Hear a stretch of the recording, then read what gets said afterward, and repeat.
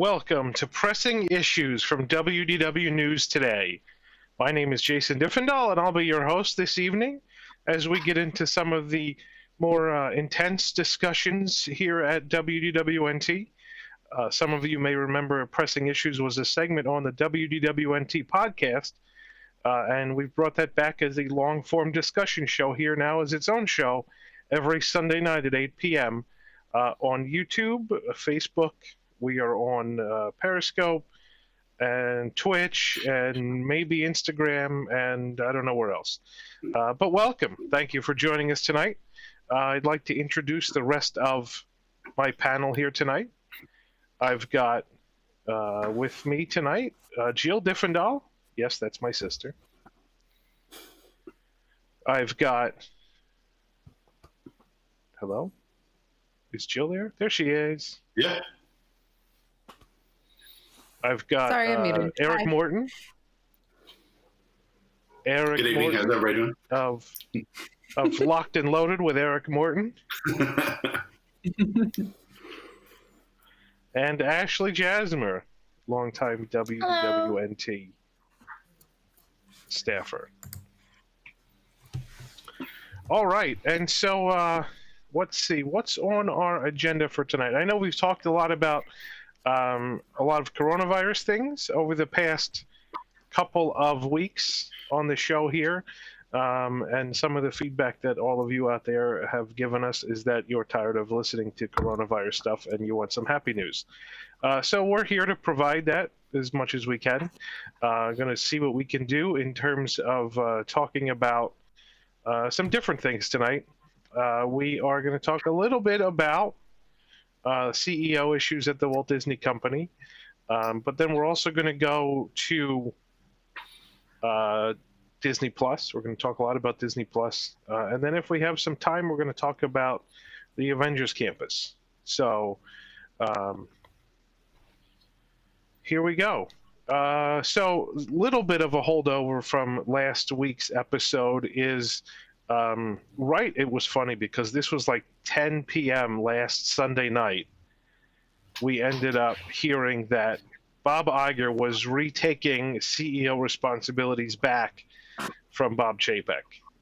And it was just after we talked about Iger and Chapek for like an hour on Pressing Issues.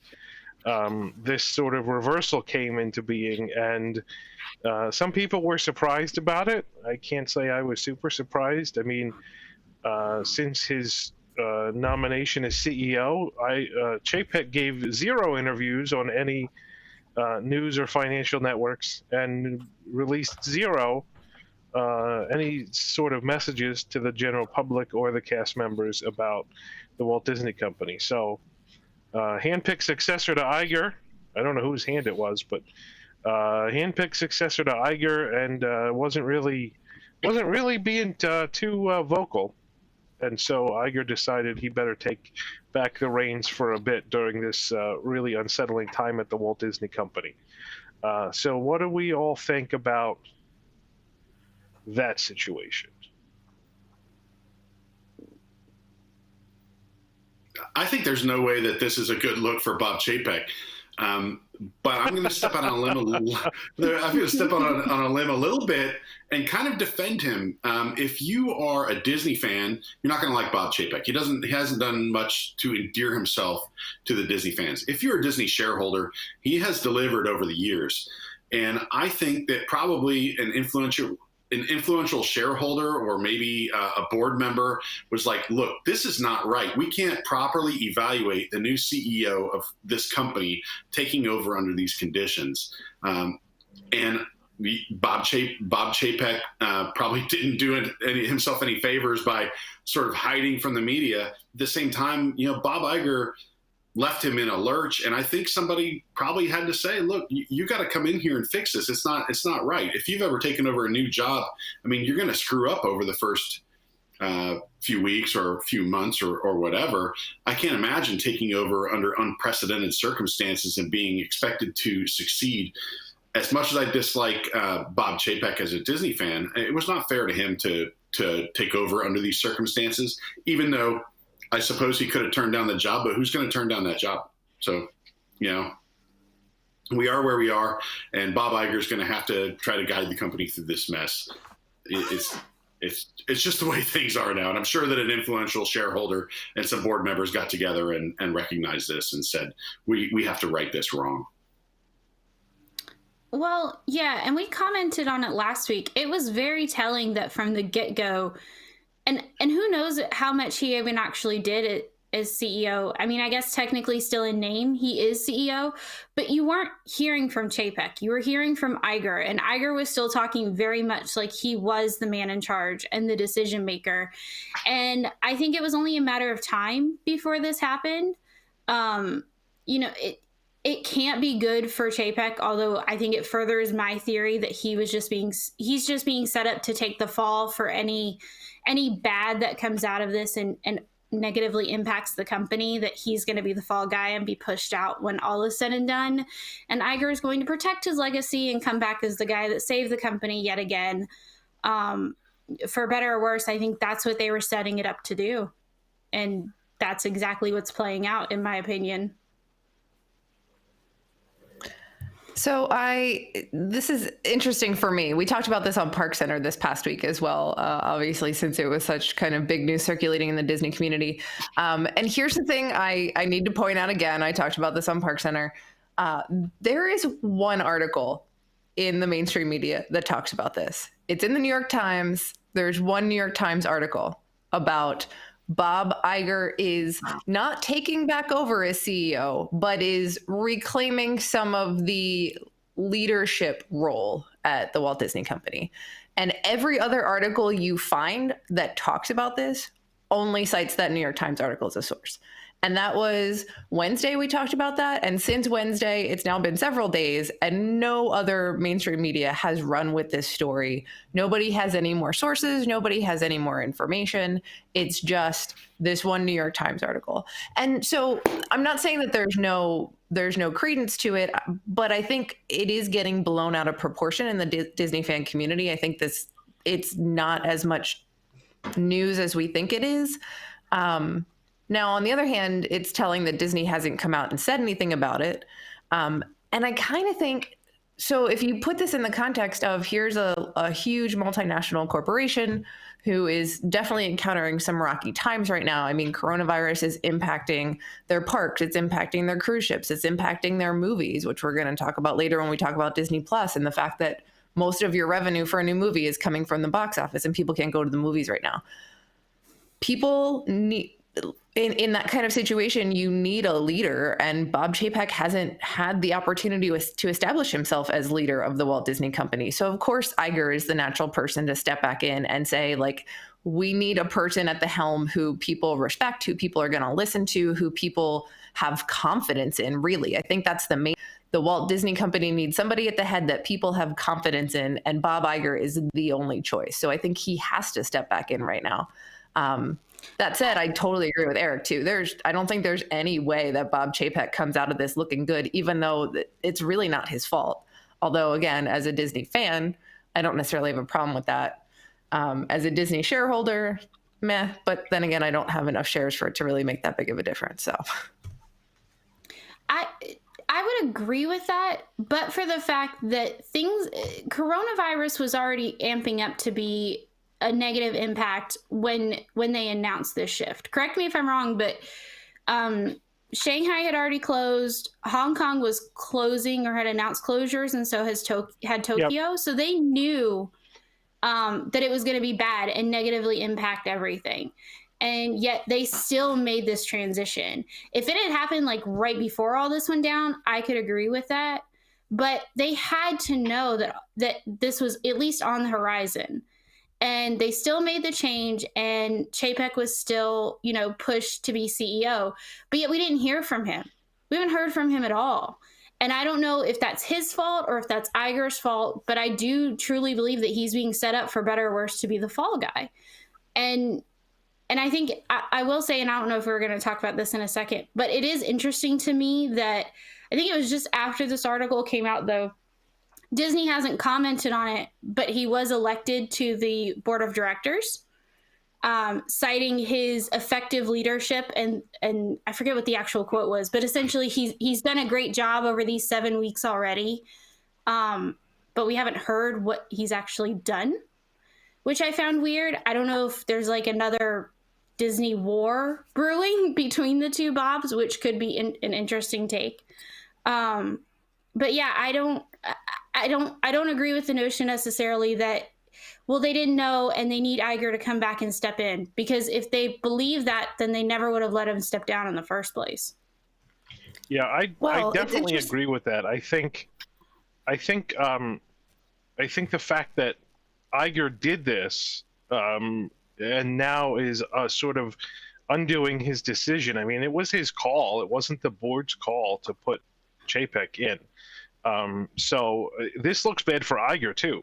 That's basically, I mean, it looks bad for Chapek because he hasn't done anything, but it looks bad for Iger for shoving him in there last minute, real quick, late on a Friday afternoon or Thursday afternoon or whatever it was, and then, you know, a couple weeks later saying, oh, well, he's not doing great, I'm going to take back some of the responsibilities. I mean, it looks bad for both of them.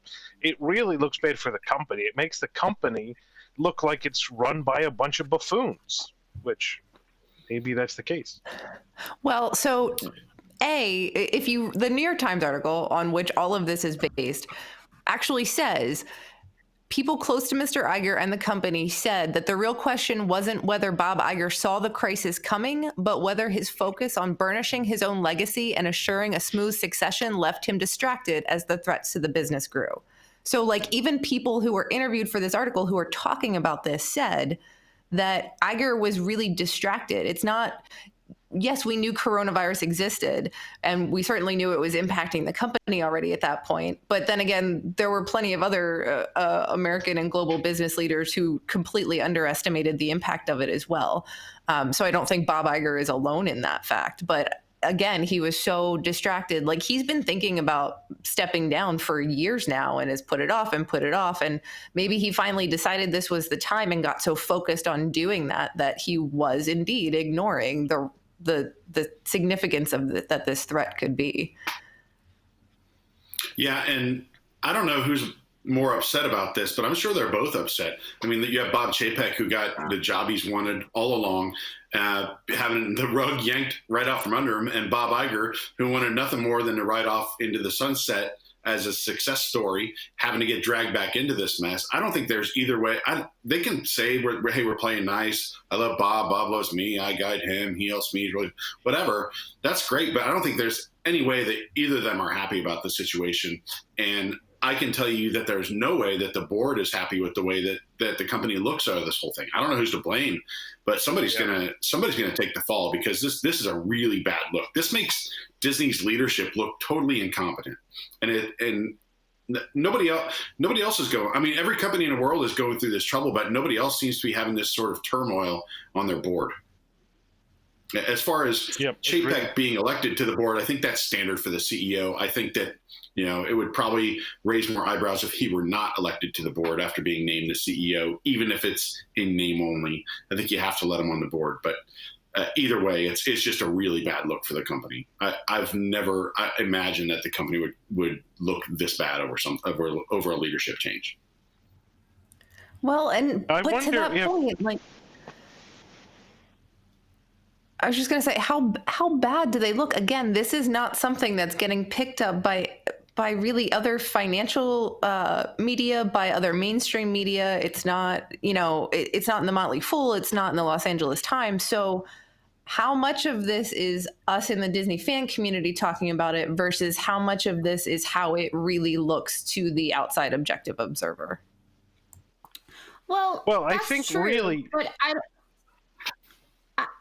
I don't think other people are paying as close of attention either. I mean, again, there are, like you said, there are a bunch of companies. Most are international companies, but at the same token, we're hyper focused on this because of how it impacts a very thing that we are very devoted to. And it's a company that we have watched over many, many years. And there are little idiosyncrasies that you pick up on. Again, the fact that Chapek hasn't given any interviews, any comments, anything Even, I mean, this is talking about sources who are close to Iger. Well, what about sources that are close to Chapek? Nobody talked. So, I mean, there aren't any. Like, right? They're all furloughed. But, but that's what I mean. Like, there are little things like that make it kind of, and I think we are maybe building it into a bigger story than what it is. But at the same token, there's a pattern, and it's a pattern that we've seen, and it's a company that we've hyper watched. So I think there is truth to all of this. And like I said, it'll be interesting to see how it plays out and how long Chapek actually lasts. But I do agree with Eric and Jill.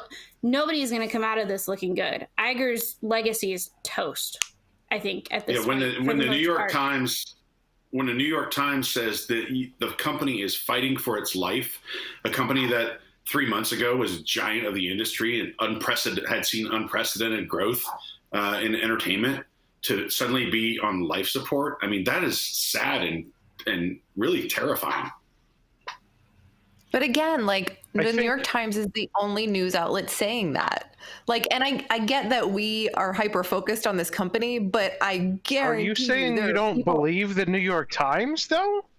I mean, I'm saying maybe they're telling one side of the story, and it might be a skewed side of the story. Well, oh, sure, it probably is. But I mean, we're telling a skewed side of the story here, too. Sure, exactly. But there are people who work for financial news outlets whose job is to watch what happens to the Walt Disney Company. It's not like we are the only people. And there are people that understand corporate finance whose job is to watch the Walt Disney Company. And they're not talking about that. This may not be it may not have any financial impact. I don't think it does. I think this has a much different impact than the financial impact on the company. This has an impact of making the company, the board, look like they're run by morons. But the financial impact to the company is from coronavirus and things being shut down, and that's going to be the same no matter who the CEO is. But I think what's important to realize is that when Bob Iger turned over the CEO reins to Chapek 7 weeks ago, that was covered by everybody. And there were a lot of places that were saying, wow, this is weird to happen at 5 p.m. on a random Thursday without any advance warning of any kind of, press event or anything. So it's, that was the big issue, was the turning over. This is not an issue that affects the financials of the company as much as it just affects the look of the, management. Well, and honestly, nobody's going to care about how management looks 6 months from now. All they're going to care about is the company doing okay or not 6 months from now? And if they are, Iger's going to look awesome. I think that's part of the problem, though, is not nobody. It's the shareholders aren't going to care, but all the Disney fans are going to care. The Disney fans are going to care because it's going to impact what happens in the parks, but the parks are going to get impacted no matter what. Like the company's taking a huge financial hit from this, and it's going to impact what they're able to do in the parks. I mean, lots of companies are using coronavirus as an excuse to cut stuff they wanted to cut anyway. And I'm not saying that's the only reason. Obviously everybody's in financial hardship right now, but it's the perfect excuse to say, you know what, we didn't want to plus this. We didn't want to add anything extra to this. We're just going to budget cut this attraction. We're going to budget cut it entirely, maybe. They now have a built-in excuse to budget cut anything they want. And that's what Disney fans are not going to be happy about. Not because, Bob Iger took over or Bob Chapek took over or whatever. They're going to be unhappy about the outcome and what Disney produces, and that's going to be impacted no matter what. Yeah, I mean, that's very true. So listening to all this talk, I'm going to further my conspiracy theory from last week just a little bit further, because one thing we haven't really considered is if this was a purposeful leak by Iger to undermine Chapek. Because again, if he's hyper-focused on his legacy, he turned over the reins to Chapek. Chapek's not doing anything. I mean, again, we don't know because we're not hearing from him or anybody on his side. And now, not officially, and clearly they're still moving forward with, at least in name and everything, that Chapek is CEO. Again, they elected him to the board and all of that. But Iger's coming back in as the white knight who's going to save the company and is leaking stories like this to save his reputation and his legacy.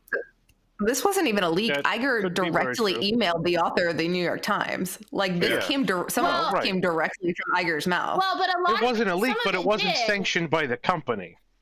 And, Yeah. and some of it was, I mean, as far as the full taking back reins and everything, a lot of that was conjecture that Iger didn't necessarily confirm. He didn't deny, but he didn't confirm it either. He crafted it very carefully to not say, Well, hey, I'm taking back charge, but I'm taking There was back speculation charge. in that article about a number of things, and one thing was, and I think we're going to touch on this in a few minutes, but one of these was like shrinking the company, and Iger made a point to say, I don't recall ever saying that to anyone, even though they had two sources who were unnamed. So there were people who were not Bob Iger who were also contributing information to this author, but there's a lot to unpack in that article, and we could probably go through it all night. I agree with Jill, though. This is one source telling one side of the story. So, but that's all we have. That's all the information we have. And maybe if the story were different, a strong CEO might step up and step in front of a microphone and say something. And we've heard nothing from Bob Chapek. And Yeah. I don't know about you. Yep. If I were made the CEO of the Walt Disney Company, I can assure you, I would be on some cable TV shows, and you get tired of seeing my face bragging about my accomplishment. But he seems to have gone into hiding. Yeah. Mm-hmm. Yeah, no, that's very true. And so I think, if Bob Chapek wants to tell his side of the story like Iger did, I mean, I know Bob Chapek knows Tom's phone number. It's like he could call us up and tell his side of the story. Maybe the New York How Times funny won't would talk that to him, be? but there's people that'll talk to him.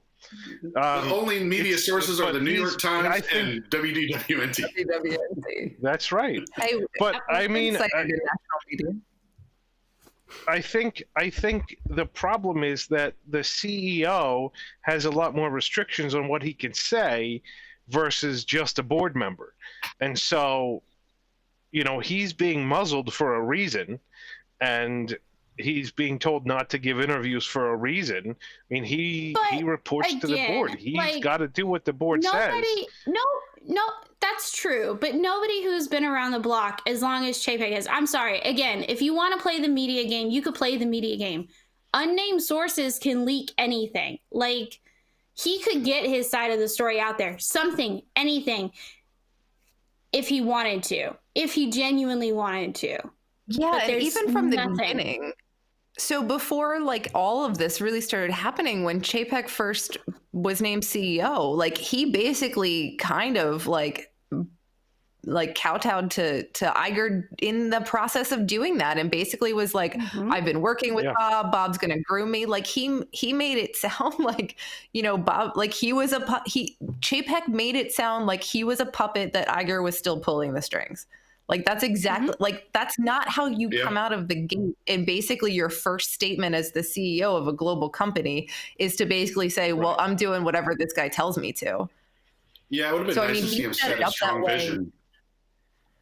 Yeah, hey, we're going to fix this. It'd be nice to see him have a strong vision. Does he have one? Exactly. Does It'd be nice to have one. It'd be nice to see him have a mediocre vision.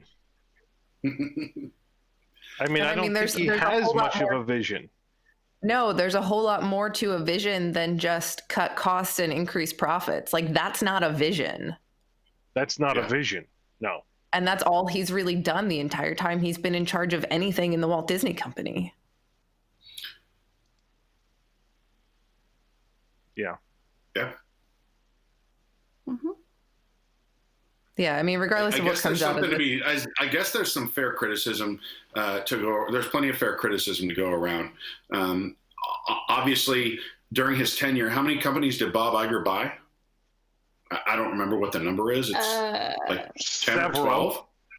Mm-hmm. Maybe at least several big like ones. Yeah, several big companies, but he didn't buy anything that would insulate Disney from some sort of pandemic. Now, I'm not saying he should sure he did. He predict a Fox. Pandemic. Yeah, so Disney we bought Plus. Fox, right? Disney Plus So is the the Disney same. Plus, It's the same industry, though. He didn't diversify. right? He was just getting another way to kind of get their IPs out there. It would have been nice to see if he had maybe done more to insulate the company from a problem like this. I'm not saying he needs to foresee every problem out there. But I will say this: do you think Universal's in as bad a shape as Disney? Because they're owned by Comcast. They have cable companies. They have all kinds of stuff going on. Disney has cruises that can't sail. Yeah. They have cruises that can't sail, movies they can't show. I don't know. There's some criticism to go there. Comcast is making such a bundle on cable TV and internet access that they could pay for Universal to be closed for 2 years, and it wouldn't. Right. Yeah. And you can't compare them because Universal is not the parent company. Yeah, that's fair. And I mean, on scale, Comcast is a much larger company than Disney. Right. But you bringing up Disney Plus, I mean, part of Iger and his legacy was to launch Disney Plus as a streaming platform that Disney owns to control the content as well as the pipeline, and this may be a good segue into Disney Plus, which is on the list of topics to discuss. The problem is that no one is actually convinced, at least I haven't seen any convincing evidence anywhere, that Disney Plus is making any money. I mean, the closest thing is they have 50 million. 50 million subscribers. Yeah, they give us like app download, like the most app downloads on the first day, whatever. That's meaningless, honestly. 50 million subscriber mark they hit a couple weeks ago, but how many of those are paying subscribers versus ones who got it free through Verizon for the first year? And then even the paying subscribers, like those of us who were pass holders or D23 members or whatever, all kinds of people got a deal of $140 for 3 years worth, right? Yeah. We all took that deal. It's a pretty good deal. How much is Disney making on that? I mean, even if they're making, say, what's the retail price, like $6.99 a month, right? So if the retail price is $6.99 a month, we're paying like what, $4 a month or something for the first 3 years. I mean, even disregarding the fact that most of the content Disney owns and so doesn't have to pay for, there's still like technological overhead costs. So maybe Disney is making $1 a month, maybe $2 a month per customer, right? That's like $50 million a month they're making. That's like how much the parks make in 2 days. So when you look at Disney Plus as a buffer against some kind of pandemic which closes down the parks, it's not a buffer at all.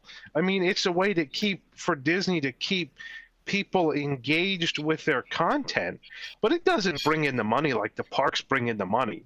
It's not even a drop in the bucket compared to the parks and movies.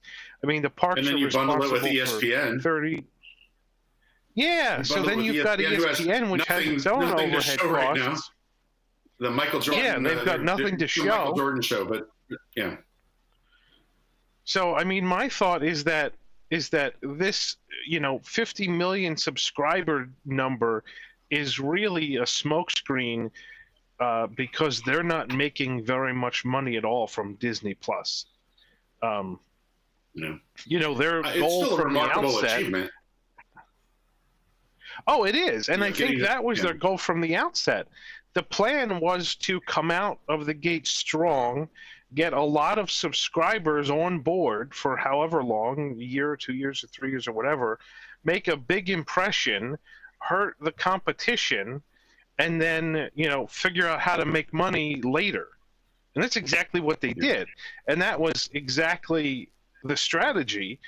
But as a company, Disney Plus is not doing really anything for the company in this time of zero income from parks and resorts and movies.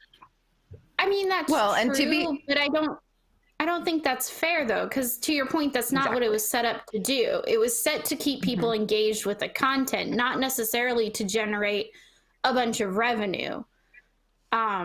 It was just meant to be a vehicle. Yeah, but I mean, Netflix generates a lot of revenue.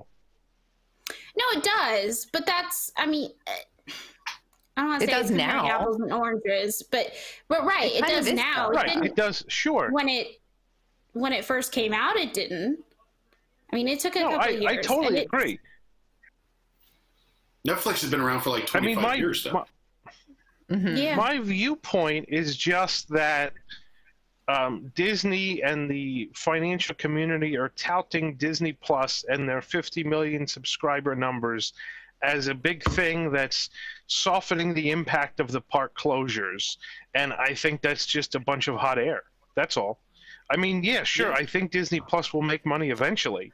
It's not doing it now, and it certainly isn't softening the blow from the parks being closed. That's all. I think 50 million subscribers is not anything to celebrate, to be honest. That's not a big number, and it's not a number that makes them any profit. It is. I think it's beyond what their projections were.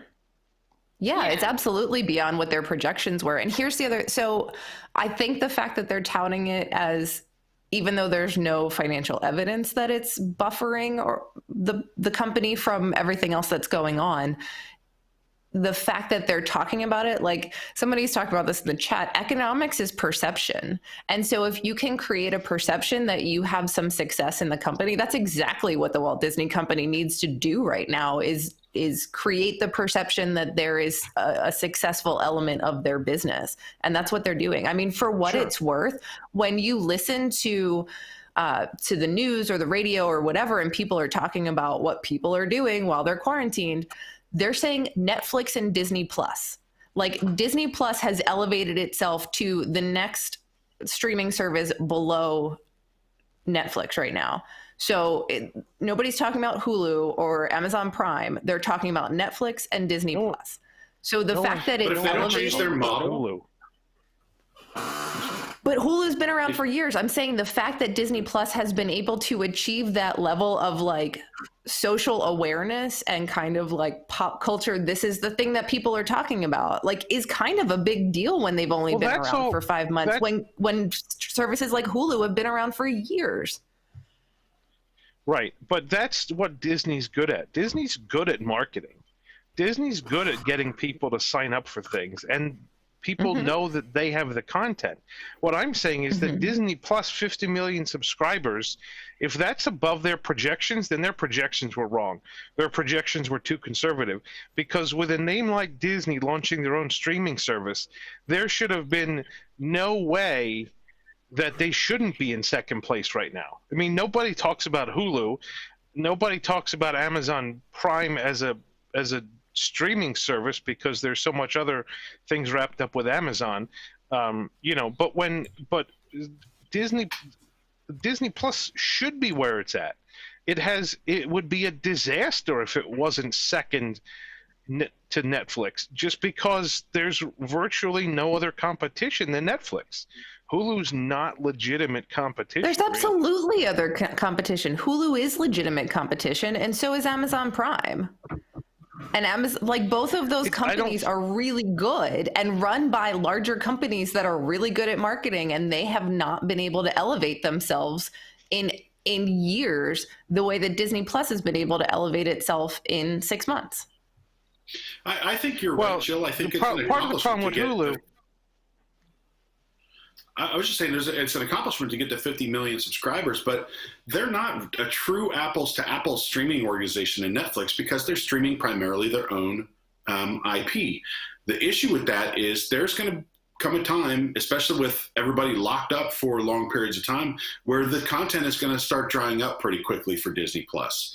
They have they have a huge vault, but in terms of original content, they're not really going to be able to produce much more, but Netflix can still rotate in and out some top theatrical releases that Disney's not going to do unless they change their business model. See, but here's the thing about Disney content. Lots and lots and lots of kids are home from school right now. And guess what kids do over and over and over again? They watch the same Disney movie 100 times in a week. So it doesn't matter that Disney runs out of content, because kids watch the same thing over and over again. But here's the problem. Here's the problem. Those kids are watching Disney movies for 3-4 hours a day. That's not making Disney any money. That's costing them money. The more people watch Disney Plus, the more it's costing Disney that they wouldn't otherwise be losing, because it costs money to Bandwidth stream costs, video you're over talking the about, internet. Maybe not much, but in the aggregate, it costs money, and these people are watching it after paying a flat price for it. Disney's not making money on commercials or anything like that, like they would do on ABC or ESPN or whatever. So the problem is that Disney's losing more money now. Disney Plus is losing more money now than it would if there was not a pandemic. I think maybe it's got some more signups. It very likely did get some more signups because people are stuck at home, but I think that doesn't directly relate to revenue. But to Jill's point, though, it does make the product more sticky. It makes people less likely to cancel a subscription if they know that they can throw their kids in there. But yeah, to your point, I don't know what their bandwidth costs are, but they're spending more money per subscriber probably right now than they had planned on spending, only because they didn't expect everyone to be locked up. But it also makes those families more likely to go on Amazon and buy their kids Moana merchandise or Frozen merchandise or whatever else. Mm-hmm.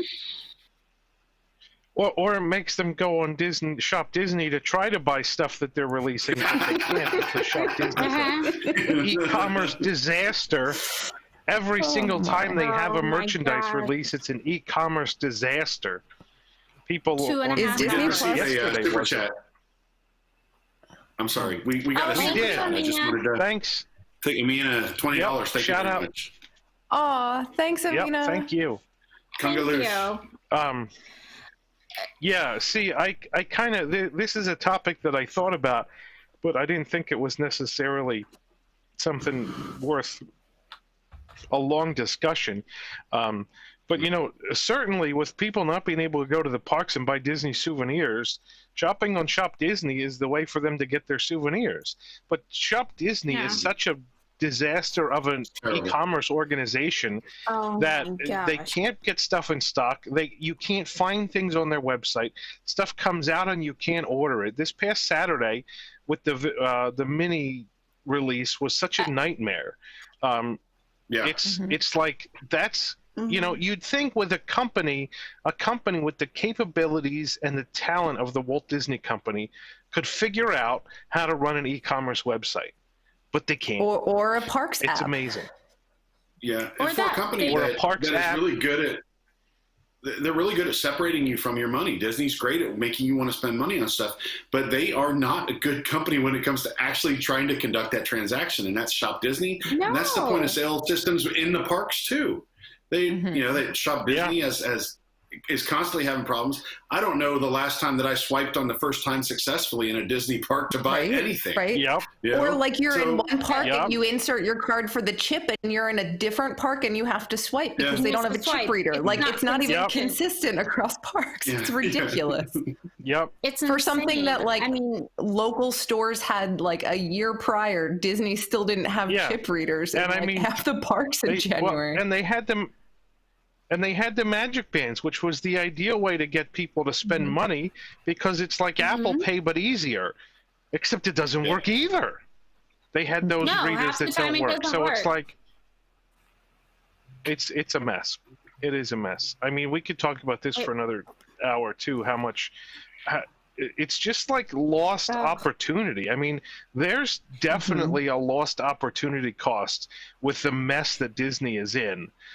With Shop Disney, with the parks, with the app. I mean, they had the Shop Disney. We are taking a super tangent here. We had the Shop Disney Parks app, which was great because I could order stuff at home from the parks and get my AP discount and get free shipping. And then they got rid of that. And now I lose my AP discount on Shop Disney. I have to spend $75 to get free shipping. If the free shipping even worked, because on Saturday it would not take the code. I entered the code 3 times on my mini merch, would not take the code, and so finally, just for the sake of ordering it, I gave up and I paid the $11 in shipping. So their free magic code doesn't even work. In a week or two, call back. Right, and I'll fuss with them later to get the money back. But it's such a mess, and I forget who it was in our group chat. She finally got everything ordered, And she's like, I spent $50 and they took out 500 on her account. And she was stuck on hold on a Saturday with Disney. I would have lost my mind. It's insane. I don't understand how it can be this terrible. My sister and I, we sat on the Disney set for probably almost 3 hours trying to order mini merch. Got it in our carts within 30 minutes, and then sat there for 2 hours trying to check out. It was insane. If I hadn't already started collecting this collection, I probably would have given up. And it's a problem. It probably cost them money. I'm sure there are people that gave up. There are so many problems with Disney and merchandise releases. And I can't say the parks do it better, because the parks are a completely different disaster for merchandise releases. But at least the line moves faster, and I don't have to wait 2.5 hours in line. I mean, you might have to wait an hour and a half, but you spent more time online than I spend waiting in line at the parks to buy merchandise. I spent more time. That's how much of a mess it is.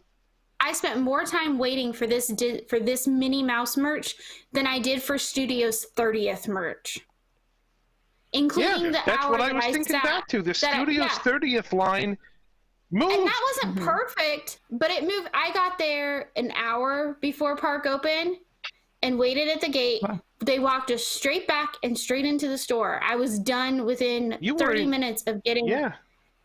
I was one of the first people in. You were in line just a bit in front of me. Yeah.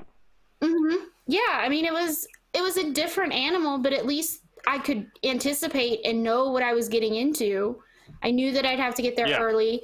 I knew that I'd be waiting. Like, checking out online. You planned for it. You didn't plan to spend 3 hours yesterday trying to buy mini ears. I had other stuff to do yesterday, and I almost gave up. You don't expect that. No. Yeah. And I would say in general their web presence is frustrating. And their web presence is frustrating, and it's fragmented, and you're not sure from site to site. There doesn't seem to be continuity. It seems to log you out when you do this and log you back in to do that. And the app is not intuitive, and the website is not intuitive. In general, I think they missed the mark. Their web business is really not up to what I would consider Disney standard. What I think should be Disney standard. And when you add on to that, the Year of the Mouse Mickey plush monthly releases that started this year that aren't even released through Shop Disney because Shop Disney couldn't handle it. They had to release them through Amazon because Amazon is the only platform that can handle it, as shown by yesterday, right? Like, I've gotten all the Mickey plushes so far, but I'm there when the clock strikes 9 o'clock and adding it to my Amazon cart and checking out, and I can get in and out in 4 minutes usually. I don't have to refresh. I don't have to do this or do that. It just works. Like, they should just run their whole Shop Disney off of Amazon and be done with it, because the way that it's going now, it doesn't work. It would be easier. And circling back a little bit, I do have a theory on why they got rid of the Shop Parks app, which does irk me. But I think that all of the poor cast members got sick and tired of people coming to a certain location. And because that was the other beautiful thing about the Shop Parks app. Something was there, If the app had worked, I think they would have kept it. Yeah, if it had worked, it would have been great. And I get it. Sometimes, quantity counts are hard, especially when you have people buying and returning things across different parks in different locations. But the counts were always wildly off. I think back to the Mickey's 90th Dooney and Burke's, I hunted that sucker down for forever. And I forget what store I was even at. But the app said they had 10 magic bands. And I get to the store and they have 0. And they start looking around because now they're confused. They're like, well, maybe there's a box somewhere that we missed. And so they're hunting all over the utilidors. Can't find them. They found one. There was one on hold for a customer that was supposed to be there 4 hours earlier, and they never showed up. And so they sold me that one. You got lucky. I got extremely lucky, but I hunted for forever. And the poor is, cast members lost like 30 minutes hunting for these magic bands that didn't exist because they weren't sure if they existed or not. Right. It was ridiculous. And the problem is that app, the Disney, I've honestly never seen a company the size of Disney where the different departments and divisions communicate so poorly. That app was clearly something put together by like IT people with zero consultation with merchandise people, because all of those problems I could have easily foreseen. Really like how many or problems even understanding how merch works at the park. Right. Yeah. Like they didn't have a merchandise person on the team for that app. There's so many problems that Disney brings upon themselves because they don't have the right people working on a project. And whether it's the Shop Disney Parks app or the My Disney Experience app or Magic Bands or whatever, I mean, it's all just a giant cluster. And I think, somebody in the chat just said they're an annual pass holder and they have a Magic Band, but they can't charge things to it. Like, how difficult is that? To put a credit card on your AP account so you can charge things to your Magic Band as a pass holder who isn't staying in a Disney resort. I mean, that's a no-brainer. How hard is it? It's not, but they haven't done it. So as someone who mind-blowing. Sees a lot of sort of the business side of how projects get managed, I'm going to wager that a lot of building of technology solutions, whether it's the Disney website, the Shop Disney website, MDX, whatever, there's a lot of third-party consultant companies who are brought in to support that development.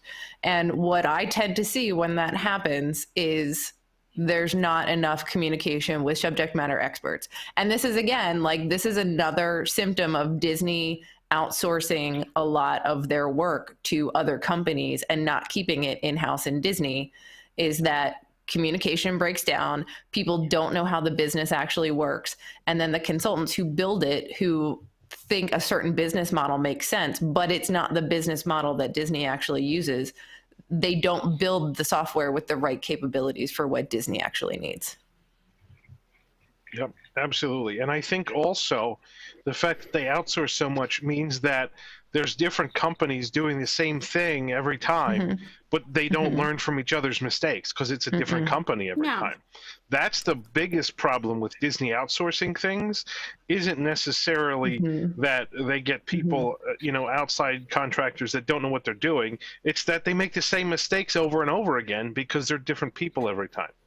But for argument's sake, some of that could also be avoided if people even internally were talking to each other. Because if internally they were talking to each other, they could see the mistakes that company A made on the horizon when they're working with company B. But to the point earlier, nobody in the company talks to each other. No division talks across the board.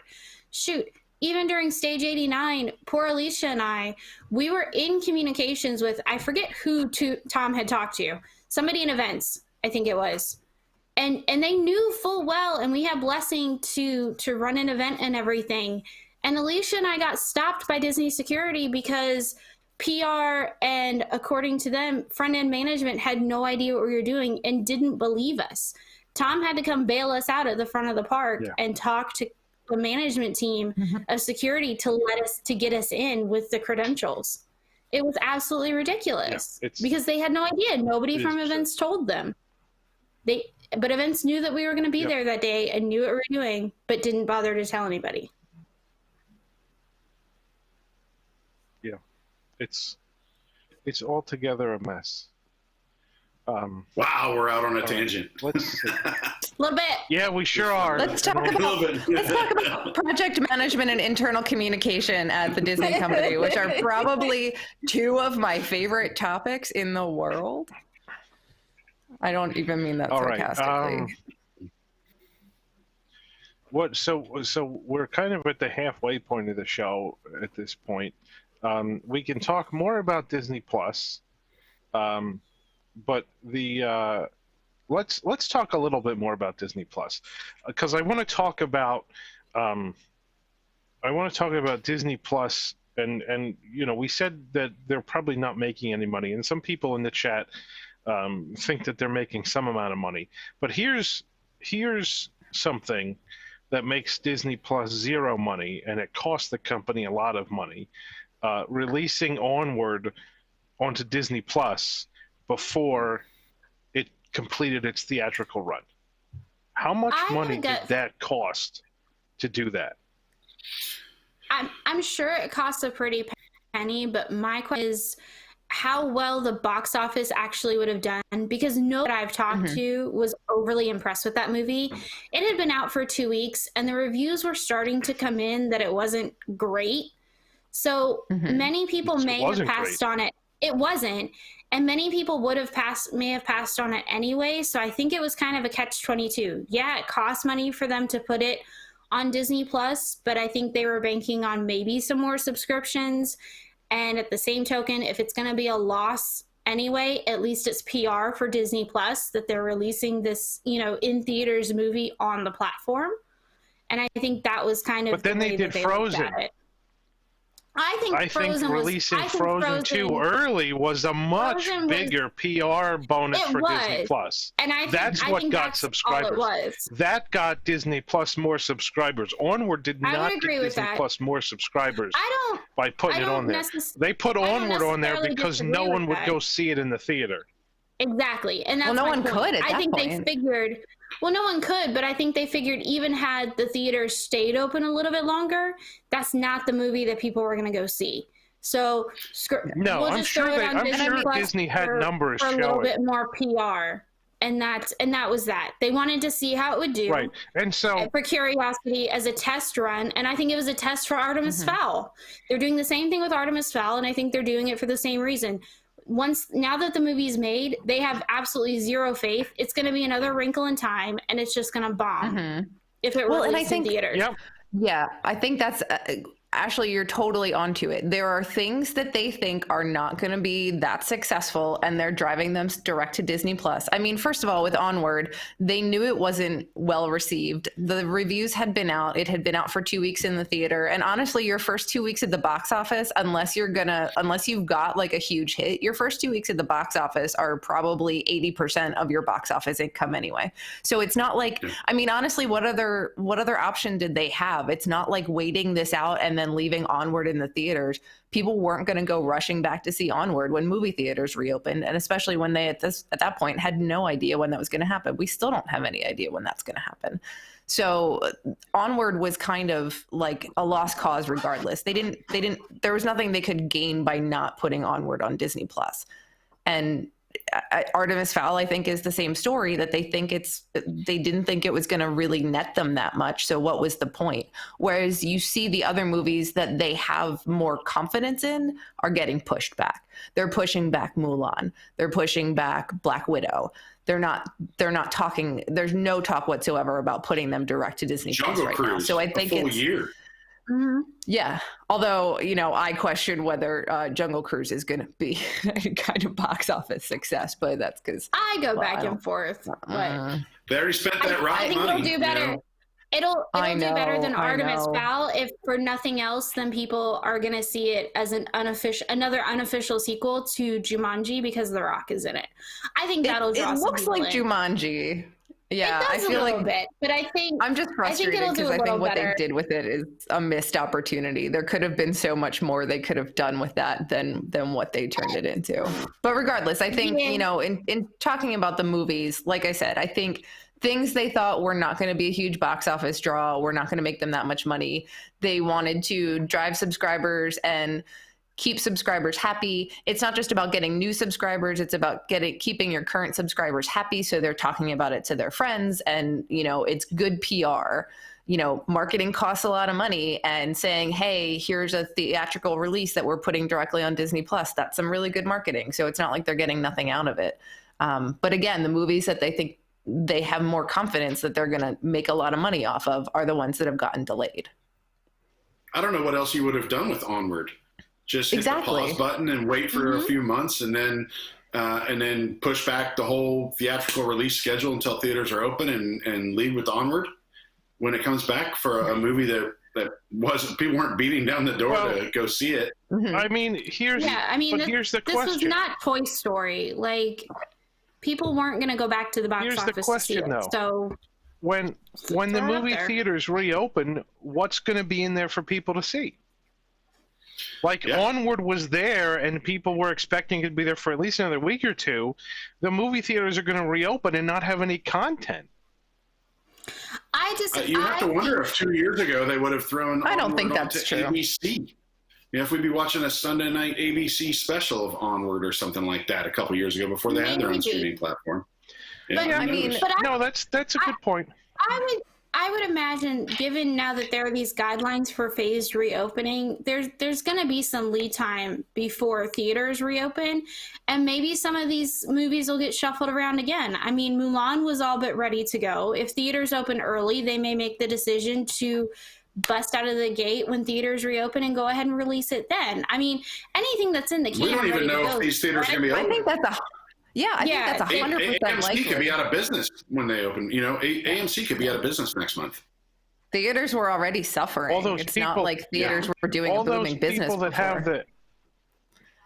all those people that have the AMC membership that they have to go, they're paying for that. They paid for that. AMC didn't have theaters open for them to take advantage of it. It's kind of like the Disney annual pass that they had to either give refunds or extend the expiration date. I mean, AMC is going to be in the same boat, which doesn't bode well either. But here's a little bit of a different take on not only the Onward thing, but especially Artemis Fowl. I mean, Artemis Fowl was an expensive movie to make. It cost over $100 million to make Artemis Fowl. Well, yeah, right. So, but here's the thing. Right. And everybody thought Artemis Fowl was going to bomb too. And so your argument that putting it direct to Disney Plus was maybe the best way to do it to save the marketing costs. I mean, obviously, a movie costs a lot of money to make, but then they also spend a heck of a lot of money on marketing to get people to go to the theater. So if they can save all that marketing budget and put it right on Disney Plus, they save a lot of money. They cut their losses, really, I think, in this case. But the question in my mind is, at some level, there has to be the studio collecting either royalties or a revenue stream by giving Disney Plus this content, right? Like the studio doesn't give it to Disney Plus for free. Disney Plus has to pay the studio for the content. And so for Disney, it's like when Netflix or Amazon Prime makes original shows, and they have to pay for that content. So whether they get it internally or from an external party, they still have to pay for the content. So in the bookkeeping of the Walt Disney Company, Disney Plus has to pay the studio division some amount of money for Onward and for Artemis Fowl and things like that. And obviously the studio division doesn't want to look like they lost $100 million on Artemis Fowl, so they're going to charge Disney Plus some millions of dollars for the right to release it, to try to recoup some of their expense. That just means that Disney Plus is making less money than we even thought to begin with, right? And I don't think this is Disney Plus's choice. Like they're being forced from above to take this content and release depending on how the company wants this to look and which division they want to take the hit. I mean, the studio could sell this to Disney Plus for like $1 million, and in that respect, it's incredibly cheap for Disney Plus, and the studio takes the vast majority of the hit. It's just a matter of how Disney wants to shuffle the money. And they were trying to milk a few bucks out of it too. Yeah, they were selling it as well for like a week or two before it was released on Disney Plus. They were selling it for like $20, and they probably milked a few dollars out of that for non-subscribers. Yeah. Right. And they probably gained some subscribers because of it. And to Jill's point, I mean, it could easily be a justifiable loss to the shareholders. Like, look, what else were we going to do? The theaters were closed. We put it on Disney Plus to keep those people happy. But yeah, the theater still lost, or the studio division still lost money because we couldn't release it in theaters. I mean, that's going to be the line that everybody's going to expect. They and could it's a have justifiable one. Artemis Fowl was not released. They could have sat on it. Artemis Fowl could have gotten pushed back just like Jungle Book and Mulan and everything else. But I think they're going to argue putting that it direct to Disney Plus. There has to be some kind of goal to that. I think it was the test goal with is that Onward, they didn't want to be embarrassed. when They it didn't want to be bombed. embarrassed by how bad Artemis think- Fowl was going to be in the theaters. That's right. And I But they think, can't admit but some that. of what- They can't they tell can't the admit it. shareholders, look, we made such a crappy movie. but They're gonna tell shareholders, we made such a crappy movie, we spent $100 million and it sucked. So the best we could do is give it to Disney Plus for pennies. no, I mean, I think the way that they're going to spin it It doesn't look good is either. that they couldn't push back the entire release schedule, because then that would push everything out too far. And so a sacrifice had to be made, and the sacrifice was Artemis Fowl, because even though it would do well, it wouldn't do as well as Mulan, it wouldn't do as well as Jungle Cruise, You know what? it wouldn't do as well as Black Widow, and that it was the sacrificial lamb so that they wouldn't have to push these movies back another 6, 8, 9, 10 months a year. I think you're 100% on Jungle this Cruise one with was you, already right. pushed back a year. Yeah. I mean, look how far back Raya and the Last Dragon got pushed back. Soul got pushed back. Everything is going to get pushed back. Like, so here's the thing in talking about what So are the theaters more going to movies- show when they reopen. Theaters have, like, Mulan is in the can. I mean, they did a D20, It's they did ready a to D23 preview of Mulan like a month ago. Like, it's ready to go. Theaters have movies ready Jungle to go Book was for in the the can next a year 6 ago. months to a year. Exactly. These movies are already in the can. It's not like when theaters reopen, the studios, whether it's Disney or any other movie studio, they have plenty of stuff that is done and ready to go. Now, granted, stuff that's like a year or two out may be delayed in production at this point, but they're going to have time to catch up. But it's they not like find there's not going themselves to be in a anything out position- there. They find themselves Right, in but a that's why, position like- coming out of this where they can't afford to have a whiff. They can't afford to strike out. They got to hit Exactly. doubles Yeah, in yeah. the gap and triples off Yeah. the wall. Yeah. There's no And the more. problem- There's going to be no tolerance for misses anymore, because every miss is going to be Exactly. And the twice as big expensive as problem- it used to be. The big problem is that people are going to be scared to go to movie theaters. Like Mhm. going back to the parks. So you really need to have a is good scary movie enough. to get people to come out. Yeah, right. So, I mean, going back to the parks is going to be scary for a lot of people, and they're not going to go, and they're going to postpone a trip. But I see, like, postponing a parks trip for a year maybe until there's a vaccine or whatever, that's fine. People will still go and spend that money a year later. If people are scared to go to the movies, they just wait till it comes out on video, right? So that it's not like that revenue gets pushed back a year like a parks trip. That revenue gets pushed cut in down half. to Goes away. almost zero, or it goes away altogether. That's right. So the problem is, and somebody in the chat just wrote this, there may not be a lot of movie studios in existence anymore if they don't come out hitting on all cylinders when theaters open back up, because they can't afford to take to not have a hit and all these people scared to go to theaters and then make essentially zero revenue. For what that's worth, like, the movie industry is going through a lot of what I think we have seen other major industries like the music industry go through. They're kind of at this tipping point in terms of society and technology where people aren't as into going to the movies anymore. It's gotten ridiculously expensive. Theaters are suffering. Theaters are closing. They're having to basically turn themselves. I can't tell you the last time I went to even a little movie theater and have reclining seats, because they don't need the capacity anymore. They need to have all the bells and whistles to bring people in and serve you dinner and you can have beer in the movies. Right. It's a full bar and restaurant now. It's an experience. It's not just going to the movies, because what people expect from a movie theater experience.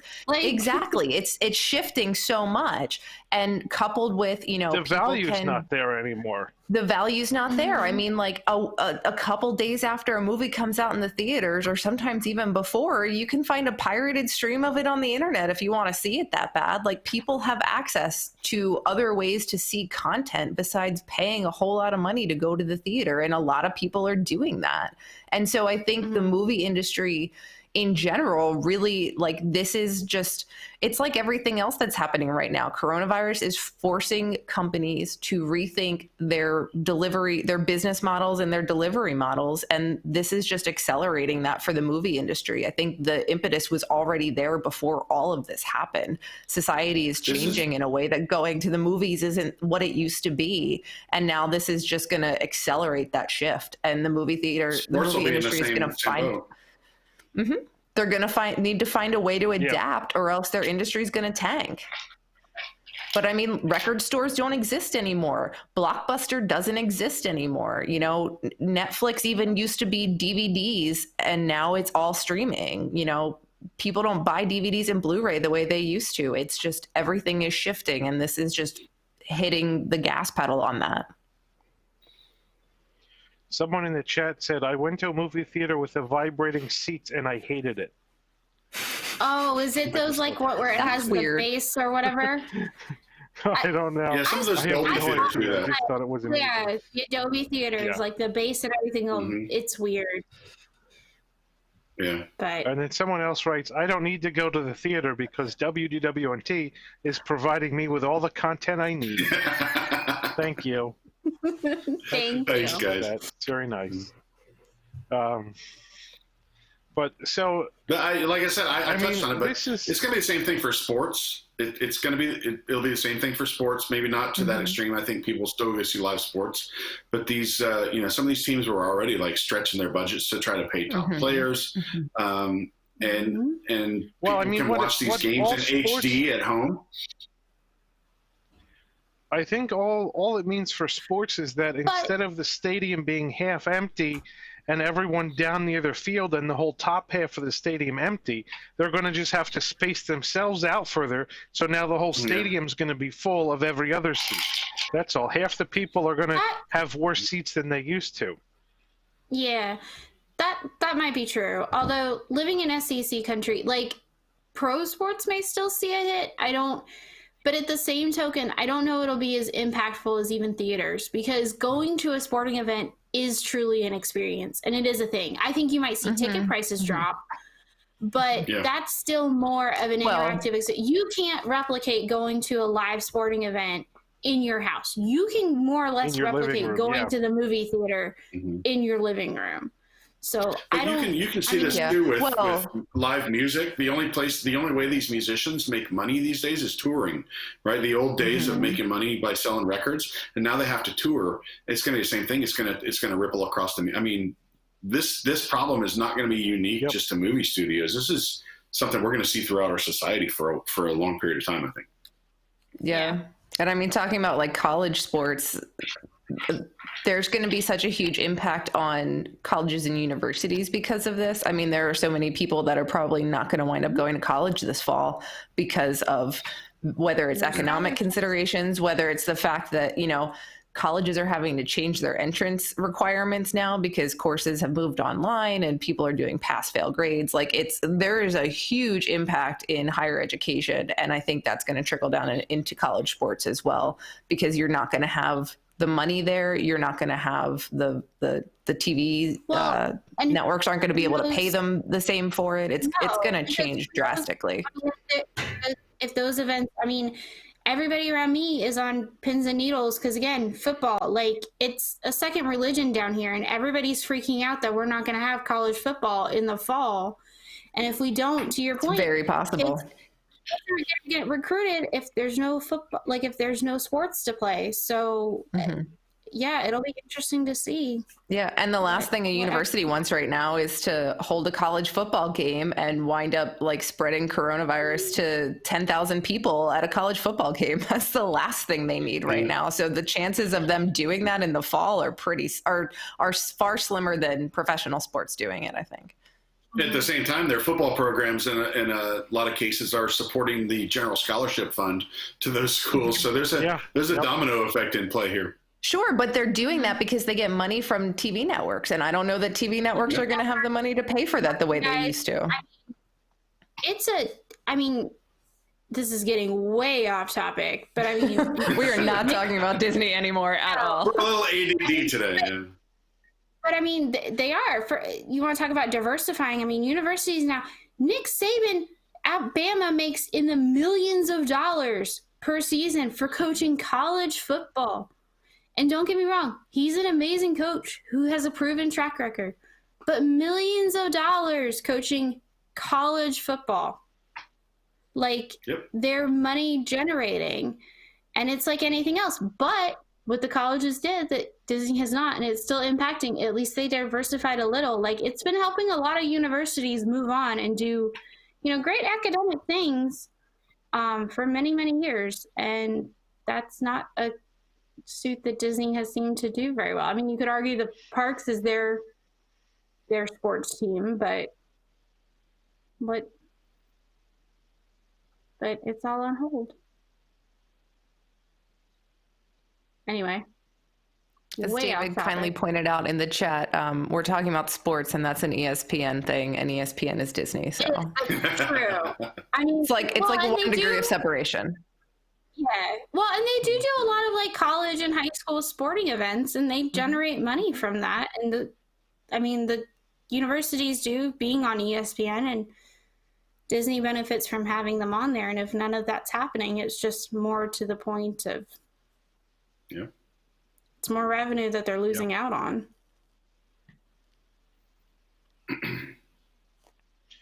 Yep. I want to go back now a little bit to the New York Times article about Bob Iger, because we kind of skipped over this. But Bob Iger had talked about Disney having to reimagine itself after coronavirus, and there would likely be some downsizing to go along with that during that reimagining. And I mean, to me, that's not surprising at all. It's kind of every company's going to have to go through something to recover from losses sustained during coronavirus. But, I don't know. I guess my question and thought about discussion for this is, do we think that the downsizing is going to impact the parks a lot, or is it going to impact other parts of the company, we think, more than the parks? What are your concerns, I guess, in terms of the parks with this reimagining and downsizing? Well, you have to look at the economic condition that our country is going to be in when the parks open back up. And not as many people are going to be able to afford to take a Disney vacation. A lot of these people are, losing their jobs, unemployed, digging into what little savings they have. It's really had a devastating effect on our economy. And Disney, they rely on people who can take vacations, can afford to take vacations, all these things. Who knows what that's going to be like? I would say it's a pretty grim outlook for at least, a year or so while we figure out a way to dig out of this. But, this isn't all about Disney. A lot of this is just about our economy at large. And, anybody's guess is as good as mine. Really, if anybody tells you, we're in uncharted waters. If anybody tells you that they know what's going to happen, they're lying.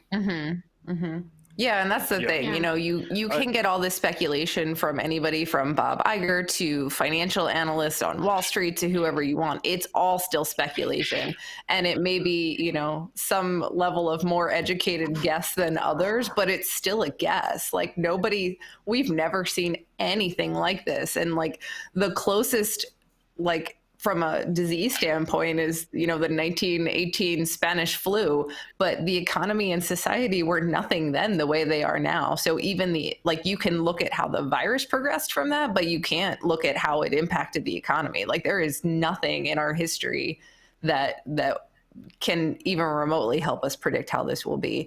And I mean, I think that there's, go ahead, Jay.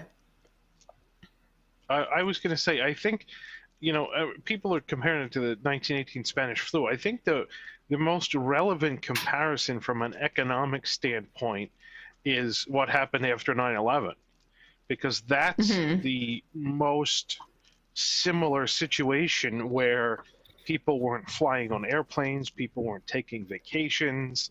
I mean, a lot of people still had jobs, but there were definitely serious economic impacts. and serious economic impacts to Disney specifically. So when I think about that, and I think about what what Disney might do when things finally reopen. I mean, like they were building Pop Century Legendary Years, which now has become Art of Animation. They were building that when 9/11 happened, and they put that on hold after only like 2.5 buildings were built.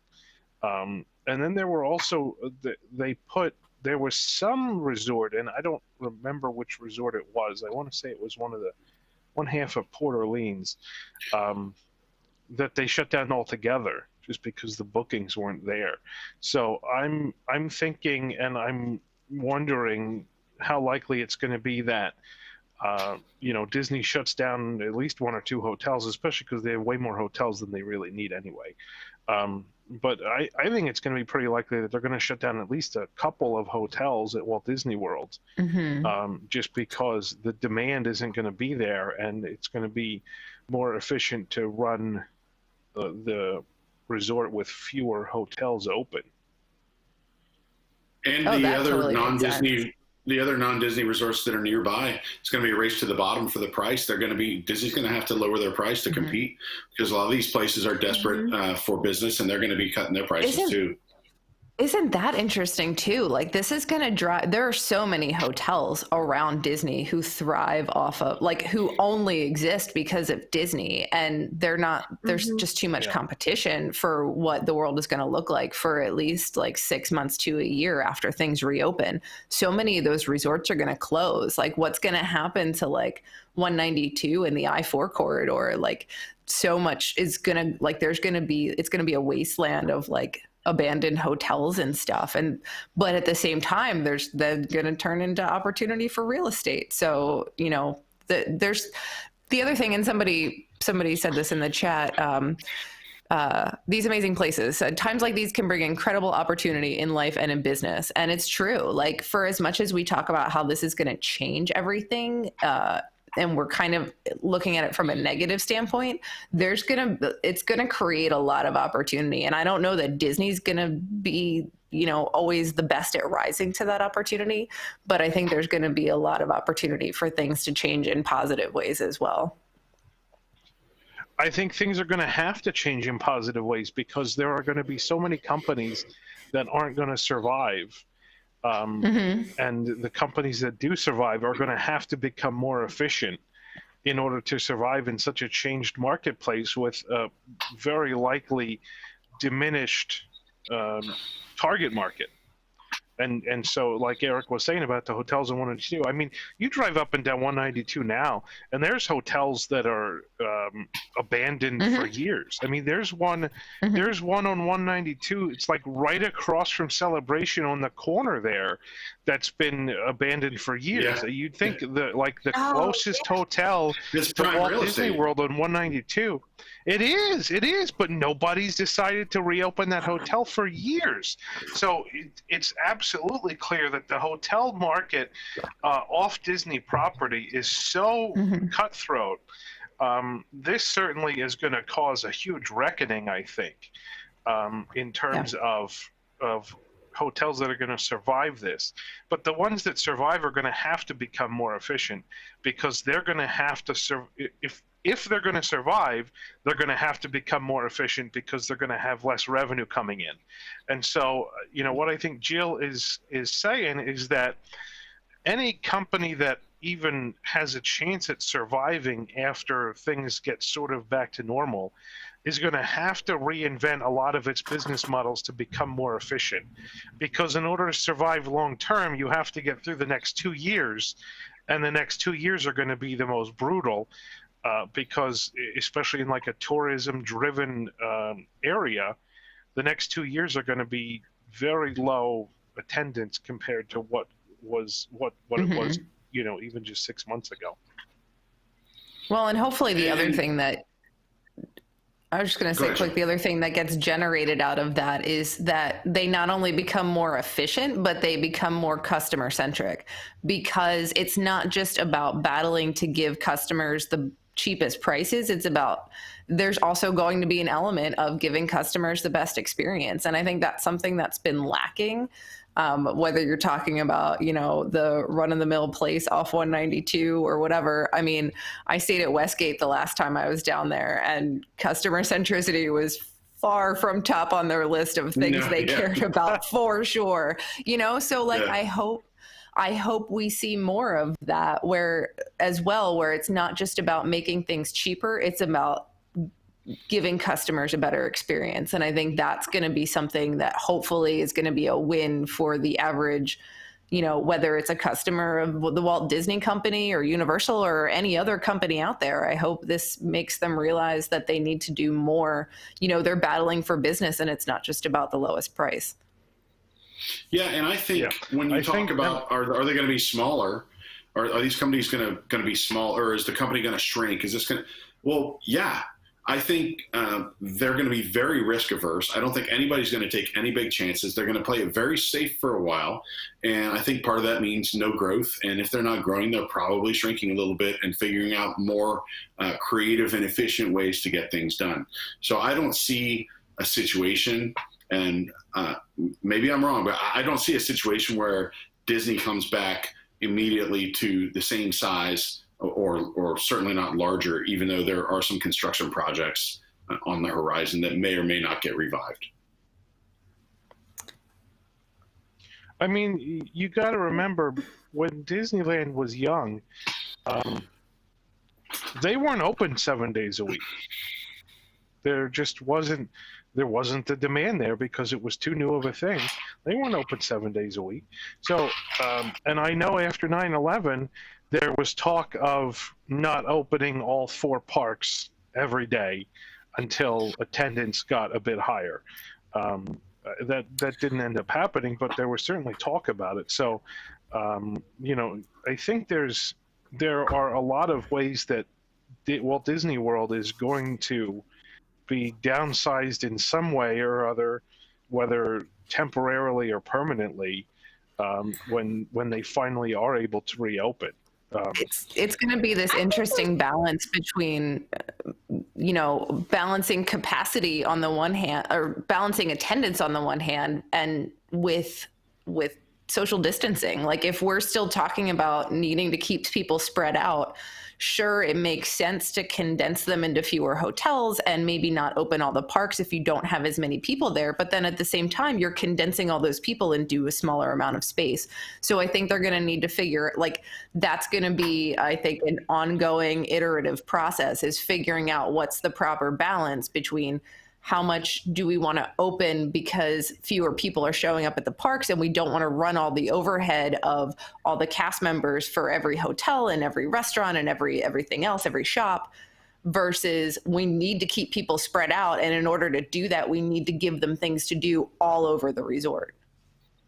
This really has me worried for my friends that work in the cruise business. On the cruise lines, because the cruise ships are uniquely vulnerable to this type of issue. And I don't know how they're going to overcome it. I love the cruise lines. I have a lot of good friends that work with the cruise lines. I'm worried about that. I hope there's a day soon when we can book a cruise without a worry. But right now, people, number one, have been made afraid of going on cruises. And number two, it's always a concern on cruise ships. If you've been on a cruise ship, you're always being handed hand sanitizer, something to wipe off with wherever you go. This is always a top of mind concern for the cruise industry, and it still seems like it was unable to stop the spread of this virus. So I'm concerned about that line of business probably more than the parks. Well, we can certainly talk about how this is going to impact Disney Cruise Line as well as the parks. I think I just want to mention one more thing regarding the parks that somebody in the chat brought up. If they start making cutbacks to save money, it certainly is possible they're going to reduce the number of live shows or parades, or maybe not have fireworks every night. You got to remember, in 2004, when Wishes debuted, that was the first fireworks show that they ran every night in the Magic Kingdom. Before 2004, they did not run fireworks every night in the Magic Kingdom. So it certainly is feasible that they're not going to run fireworks or parades every day or as many times in a week as they used to. But And then that gets into a value proposition question for those of us who are going to go or who have annual passes. I mean, we paid a lot of money. Obviously, they might cut prices of hotels a little bit or something, but not significantly enough to drive the value proposition very far one direction or the other. But yet we're going to have a lot fewer offerings than we did before, for the for what may be maybe there's a 10% reduction in ticket or hotel prices, but a 30% reduction in the value we get out of a Disney trip. I mean, that's going to be an issue that's going to turn people off from wanting to come back. If you can only go to Disney once every couple of years, notwithstanding any fears about coronavirus or large groups or whatever, but just from a value point of view, would you go now when you can only see fireworks one day a week, or would you wait a year when hopefully things are much more back to normal and then you get fireworks shows every day? I think there's a big difference, people like us who are the diehard fans, or when you're talking about somebody like Eric, who's a local, there's a big difference in how you answered that question for people like us versus how you answer that question for the vast majority of park holders or park goers who go once every couple of years at most. Right. Well, I mean, we've already paid for annual passes, so. Right. But I think that's the thing. Vacation this year, once in a 5-year vacation to Disney, are more than happy to wait a year or two until things get back to normal. Yep. That the interesting situation is going to happen because Disney's going to need to do more to appeal to people like us who love the park so much that we're willing to maybe take the risk to go, or to locals who, for them, it's a lot easier to get there. And what are they going to do for? But then they don't have any hotel revenue if they depend on locals. True. Yeah. It's going to be an interesting, Again, I don't know that I know the answer. I can point out a lot of things that are going to be a problem, but I don't know what the answer is. I think we're going to see a lot of on-the-fly adjustments over the first couple months, and maybe even the first year that they reopen. I think there will probably be some consolidation in leadership as far as management roles and things like that.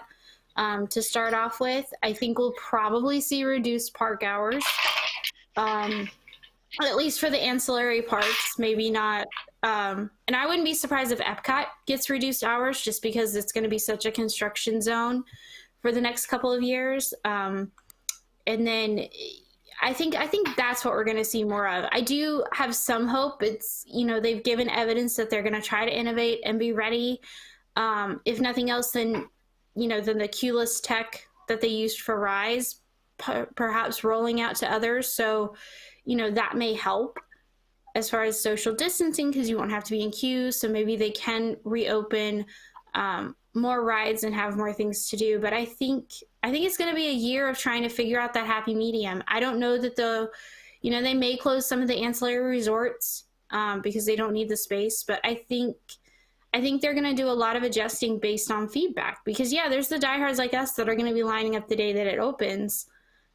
You'll have those that'll wait, and they're going to have to try to find the happy medium to try to draw people back. And that's not going to be an easy calculation, especially with everything going on. Here's the interesting thing that I want to throw out there, because I'm sort of an optimist in many respects.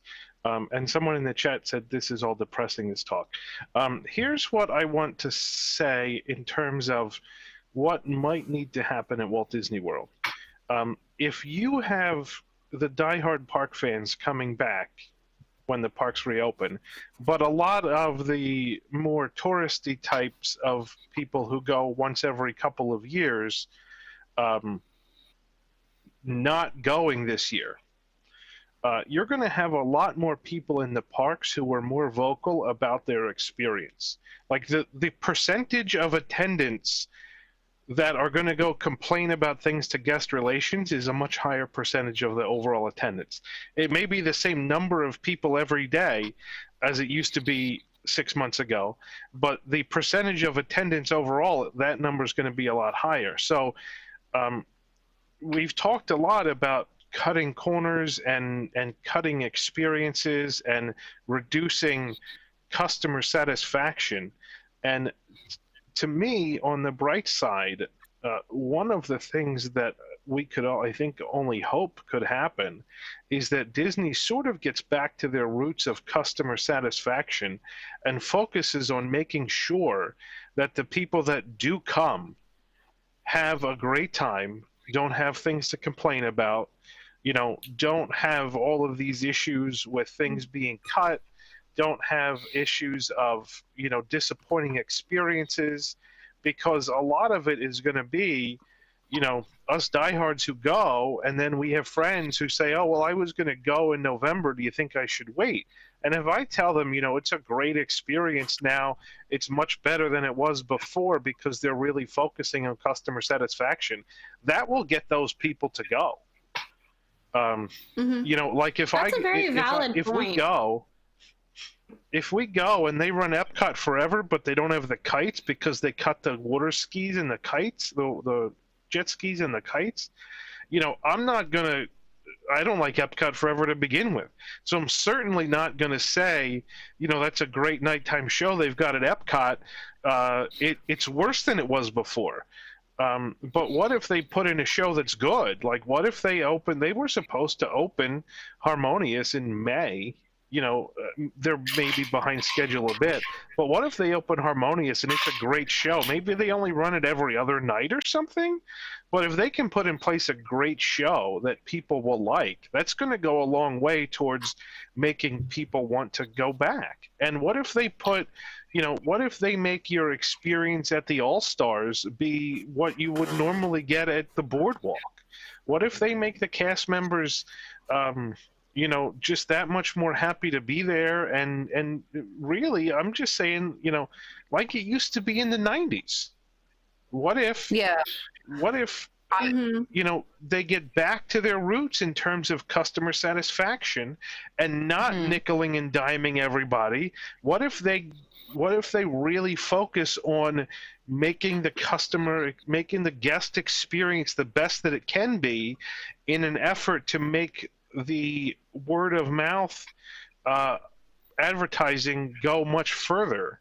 They have fewer cast members and they have fewer guests, so it's much easier to do such a thing when the parks aren't jam-packed with crowds. So this is a perfect opportunity for them to do something like that. I think it would make everybody who's a park fan or an annual pass holder very happy. And it would certainly generate a lot of good word of mouth for a Disney trip to people who might have been thinking about putting it off. Yeah, and I think for a period of time. Go ahead, Joe. I was just going to say, I think if they have to cut back on certain things, whether it's not having nighttime shows every night, which, somebody in the chat said if you run fireworks every other night, then it draws a bigger crowd on the nights you have it. But I think we're talking about early on at the point where there are no bigger crowds, regardless. And also, at some point, fireworks draw a crowd no matter what, whether it's a crowd of 1,000 or a crowd of 5,000, it's still a crowd and it's still going to be a problem. But I think if they're talking about reducing the availability of some services, whether it's not every shop and restaurant are open, not every hotel is open, but they're providing excellent service in the things that are open, I think the fans who are willing to go back early are going to be really okay with that, because it's not about, they're going to go in knowing they're not going to have access to everything. But if the customer experience is really positive, it's going to make them want to go back in a month or two when even more stuff is open and even more stuff is open. So you're not only going to generate that good word of mouth, but you're going to get those same people who are your loyal, repeat business to want to keep coming back as more and more stuff opens up. And that's what they need to do. There's an opportunity until the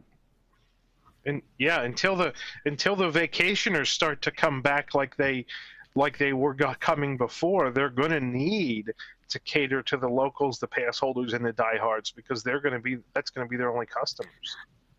Yeah, there's a large task ahead for us locals. The locals, we need to fight for this because not just because we love Disney parks and not because all of us have a Disney connection, because not all of us do, but Disney's a huge part of our local economy.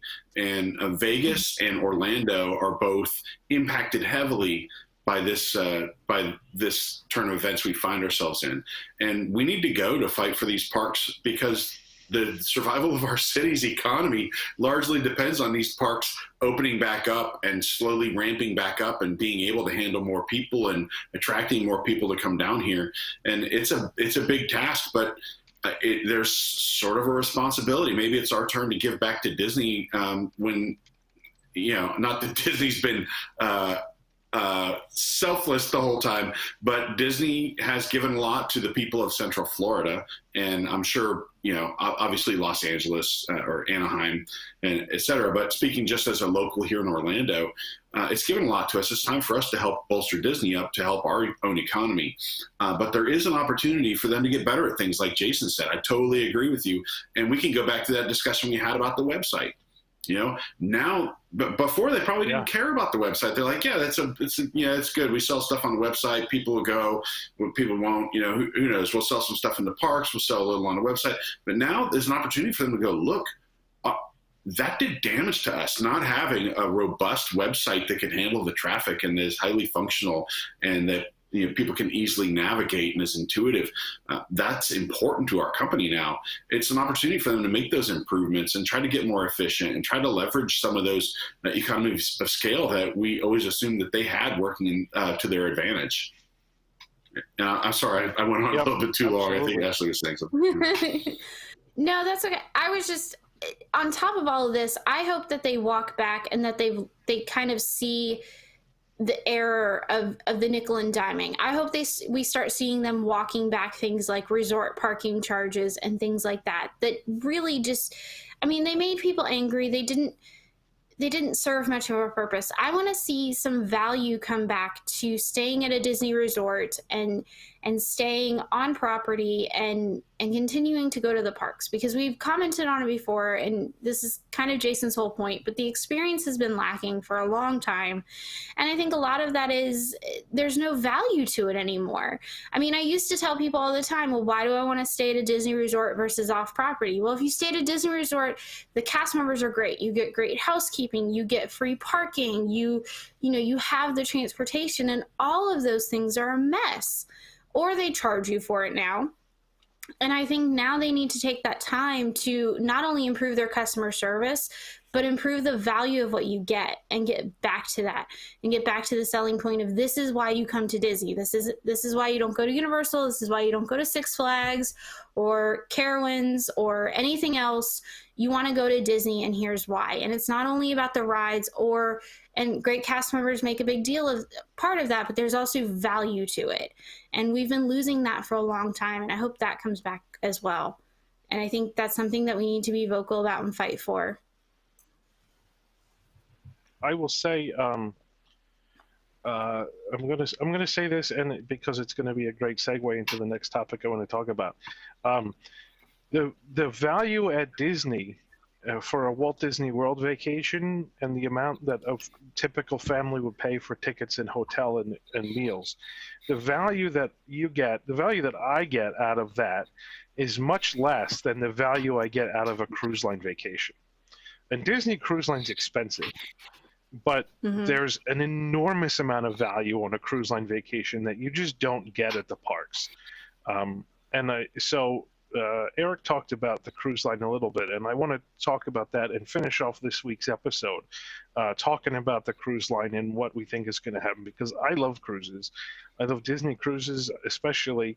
We were going to have a WWNT group cruise in August that's totally up in the air and very likely not going to happen. But part of me can't wait to get back on a cruise ship just as much as I can't wait to get back into the parks. And as Eric mentioned, even more risky than going to the parks in terms of potential coronavirus transmission, even more risky than the parks, is a cruise ship. I think a cruise ship is probably the riskiest thing you could do if you're concerned about getting coronavirus, because it's a lot of people in very small quarters, and they're all stuck there and doing the same things over and over in the same little space. And I mean, it's much more concentrated and condensed than a queue at a ride or a hotel or a bus or a monorail. I mean, when you ride a bus, there's a lot of people, but you're only on the bus for 10 or 15 minutes. You're on a cruise ship for 7 days. And so but as much as I want to go on a Disney cruise, that's a much bigger concern for me than visiting the parks. And we talked about things like virtual queues and stuff. If the attendance figures are what they are, they're not going to need virtual queues, because you'll be able to stand 6 feet away from the person in front of you in the regular queue and still be fine. But in terms of the cruise lines, I mean, there's no way to actually be able to run a cruise ship and have the kind of social distancing that's needed. So, I'm trying to envision what it's going to take. I mean, I think we kind of know what it's going to take for the parks to reopen to some extent. I mean, there's phased openings and things like that, and we know there's going to have to be distancing and maybe capacity controls. What's it going to take for cruise ships to start sailing again? Because, again, that's a big chunk of Disney, at least the parks and resorts segment. The cruise line's a big chunk of their revenue, and the cruise line is in a much more dire position than the parks are in terms of reopening. And they have like 3 more ships on order. We just heard yesterday the Meyer Werft shipyard has furloughed a lot of people and is going to be putting on hold a lot of the construction of the ships. So in terms of impact to Disney as a company, I mean, the parks are a series impact, but I think the cruise line is even more is going to be even more delayed opening than the parks are. So, I have some ideas as to what I would do, but I just want to hear what all your guys' opinions are too. I don't see a return to normal for the cruise lines until there is a vaccine.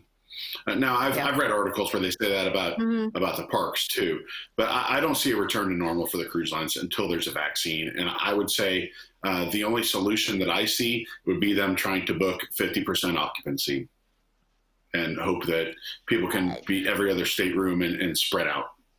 That's probably not even a great solution. It's probably not. Because, honestly, I don't think the occupancy. Well, somebody, I think the occupancy kind of isn't the issue. Before, like the fact, and we did. And and the issue with the cruise ships is the way, at least that they're priced out now, is that in order to make a profit, they essentially have to have every room full. So if they start operating at 50% capacity, and you'd have to imagine to draw people out, you'd also still have to severely discount. They would be operating those ships at a major loss. Mm-hmm. I wouldn't be surprised to see them reduce fuel costs. And it doesn't. But then you also have the issue of, okay, so you're in opposite spread, rooms, and you're spreading out, but you're still going to potentially have the issue of it's still tight quarters, even just walking down hallways, getting to buffet. I mean, you talk about buffet lines and things like that. Like, there's still a lot of places where, you could spread people out, but there's still going to be places where things are going to get tight and get cramped. And so I agree, as much as I hate to say, I don't really see them returning until there is a vaccine or the curve is low enough that they can operate at, majority full capacity without a risk of, an outbreak on the ship. And that may potentially be probably several months in the horizon, if not a year. I think, and there's reduced fuel costs right now. There's reduced fuel costs. There's Probably there will be some reductions in port taxes and fees, probably reduction in costs for some of the shore excursions. I don't know that that's enough to overcome the losses they would have to incur, because I think you'd almost have to retask a number of the crew just to be cleaning nonstop when they already are cleaning nonstop if you're on those cruises. And they are. You know, yeah, I mean, they absolutely are. Absolutely are. You would definitely need more cleaning crew and less maybe service dining room service crew or something like that. The other thing that I wanted to mention is that remember that a lot of the crew members that are on the ship, a lot of their pay comes from gratuities. And if you run a ship at half capacity, you're basically cutting their income in half. Although you need half as many cast members too. Issue. Well, maybe not half, but maybe not half, but I don't actually think that the staterooms are the problem. Like, having staterooms packed full of people isn't the problem. It's all the other interactions that's the problem. Yeah. Well, do you think so? But, in that respect, like talking about the idea of if a vaccine is available, what if it's just a matter of if antibody testing is available and you can't get on that ship if you don't test for antibodies, where they have to test every single crew member and they have to test every single passenger. I could see that. I mean, we're getting into some kind of invasion of privacy, social engineering stuff here. But if that's what it takes to make people feel safe, I mean, if I was going to take a cruise and they said, you have to be tested for antibodies, but every other person on this cruise is also going to be tested for antibodies, that I would be okay with getting on it at that point if I had some reassurance that everybody on it was had immunity. Well, the problem is that all the crew is getting off of that ship at every port and could be reinfected again. But if you have the antibodies, you can't get it. That's the thing. No. Well, I mean, I guess it depends. Right. We don't know enough about antibody testing right now is the problem. That's true. But I mean, as far as the invasion of privacy, I mean, it's really just it's a step ahead on, I mean, you already have to sign a health waiver when you get on a cruise ship saying, I haven't vomited in 48 hours, I haven't, had diarrhea, I haven't run a fever. For exactly these kind of reasons, For exactly this kind of reason, to prevent an outbreak on the ship. So I don't necessarily Yeah, and it's, I mean, it's just like, I mean, businesses here, like grocery stores and stuff here are basically starting to say, if you don't wear a mask, you are not allowed into this store. Yeah, you're not coming in. Even if it's an essential business, you cannot, like, it's their, they can reject people if they are not willing they don't to take have to let you precautions. in. Yeah. Precisely, exactly. Yeah. So I can, that's I mean, it may be something like that. What I was going to say at the beginning of the segment, when I said I have some ideas, what I was going to say was exactly what Jill said, that vaccines are one thing. How you could verify that people have a vaccine before they get on the ship. Like, the problem is that vaccines don't just need to exist. People need to use them. And, how they can verify that everyone getting on the ship has been vaccinated, I don't know. I don't know if that's possible. What they can do I think you need to show health documentation. Yeah, show immunization record, the same as you do when you go to college or when you go to elementary school. I mean, like when you travel to certain countries, you have to have vaccines against certain diseases when you travel to certain countries, and you have to demonstrate that, like, your medical record of that. Yeah.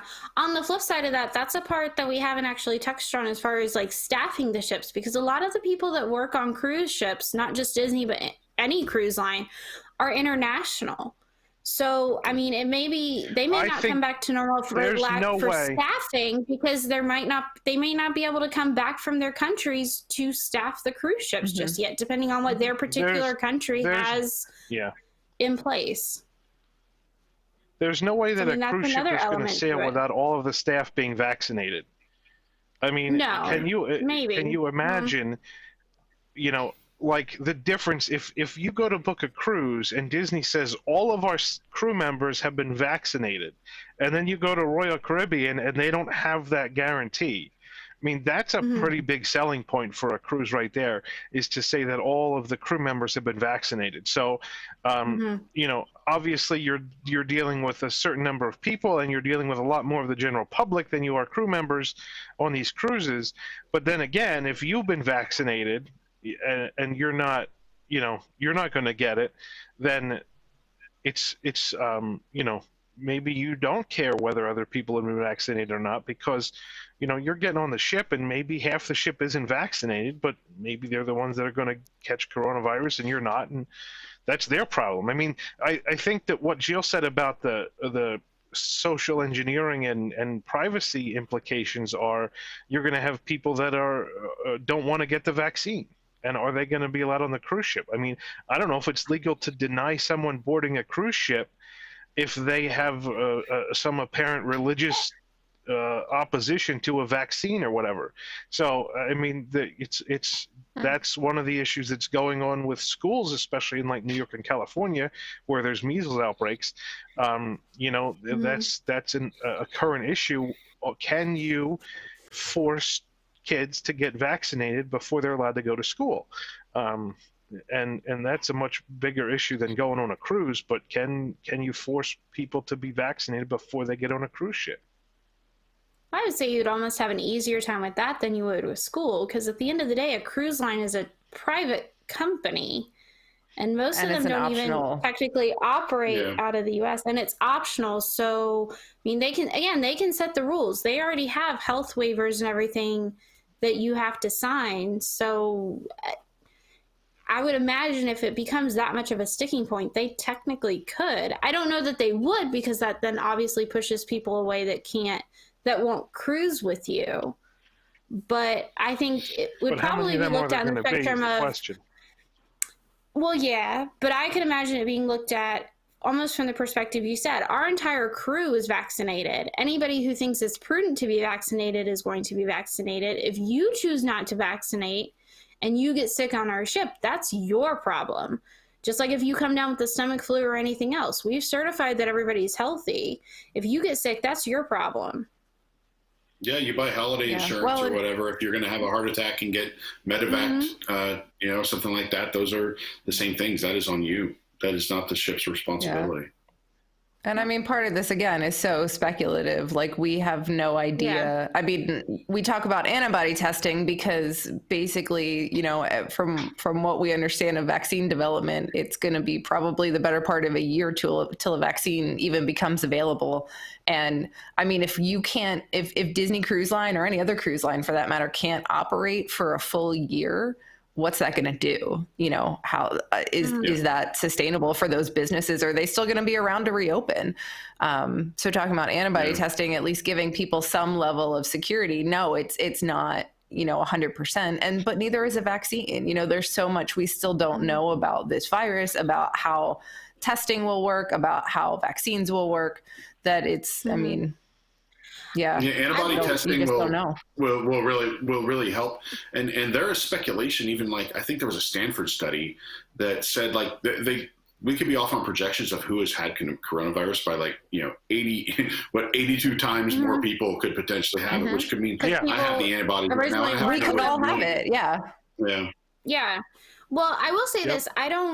I would imagine that Disney Cruise Line has a much better chance of coming back and surviving this versus the others, only because they have the Disney company backing them up. The other ones don't have, you know, a semi-diversified company. Yeah, like Carnival Cruise Line doesn't have other lines of business. I feel like vaccinations just looking at a Carnival ship. And they're, and, you know, even without coronavirus, right? And I mean, you know, they're lobbying for part of that, you know, stimulus or whatever you want to call it, and the government said no, you're not eligible because you don't pay U.S. tax, which I think is fair. You're not an American company. Yeah, they flag their ships in other countries. So they're not going to get any, you know, infusions of cash doing anything. They're just going to have to sit and wait. And I think it'll almost benefit the Disney company, because it may end up that they're the only game left standing when cruising actually does come back for a long time. That's bad news, because then they're going to charge even more than they do now. Well, maybe.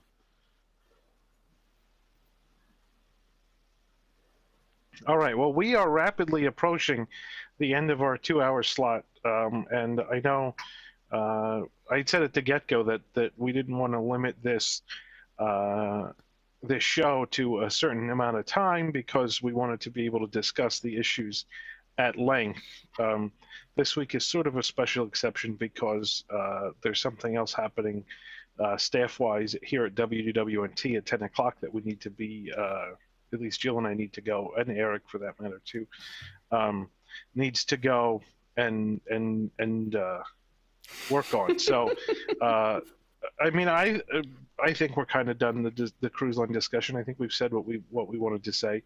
I'll go around and give everybody a last 30 seconds to sort of wrap up any thoughts they were having before we call it a day. Go ahead, Eric. Anything else? We've been a little negative and a little doom and gloom. I think there's room for some hope and some positivity here that Disney's going to emerge from this a better, stronger company, hopefully for us to create memories for many, many, many years to come. I have hope that we will be able to overcome all this and get into the park soon, and that the company will survive and do well despite the kind of bumps in the road with the leadership. But I look forward to getting back into parks. I think everybody else does too. And I'm trying to imagine the happiness that the cast members and the guests alike are going to feel when we're open for business again and able to go visit Disney parks and eventually the cruise lines too. I'm hopeful and I'm optimistic that things will be better than ever a few years from now, and we will have learned some lessons.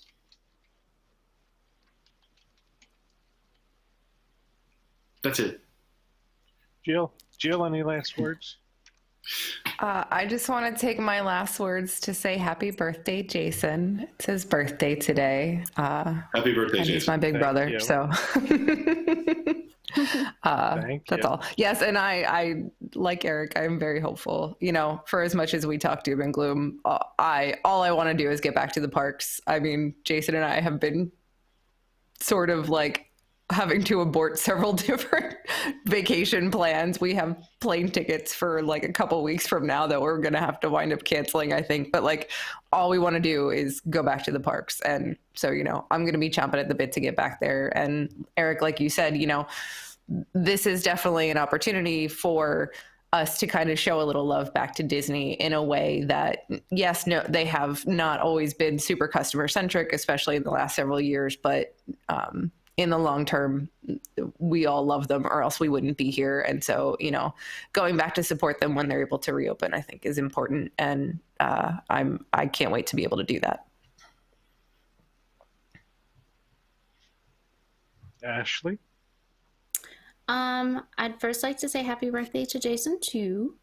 And also, you know, I'll echo the same sentiments that Jill and Eric did. You know, we are kind of, we offer constructive criticism, I'll call it, of the parks, but obviously it's our passion. It's the thing that we love. It's obviously a company that we love dearly. And I can't wait to get back. And then I also just want to, I'll take a page out from last week and plug the next big thing that's upcoming. And that's the roast of Tom Corliss, which I think is on Tuesday. Tuesday but if you've watched, at 10 p.m.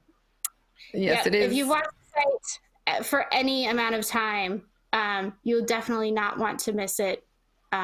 It will be highly, highly entertaining, something that our staff has been looking forward to and talking about at great lengths. So please join us for that. For decades now. And have a good last couple hours of your weekend, everybody. All right. And I will just wrap things up by saying thank you, everybody, for tuning in again tonight. We had a lot of people watching live on YouTube and a lot of great interaction.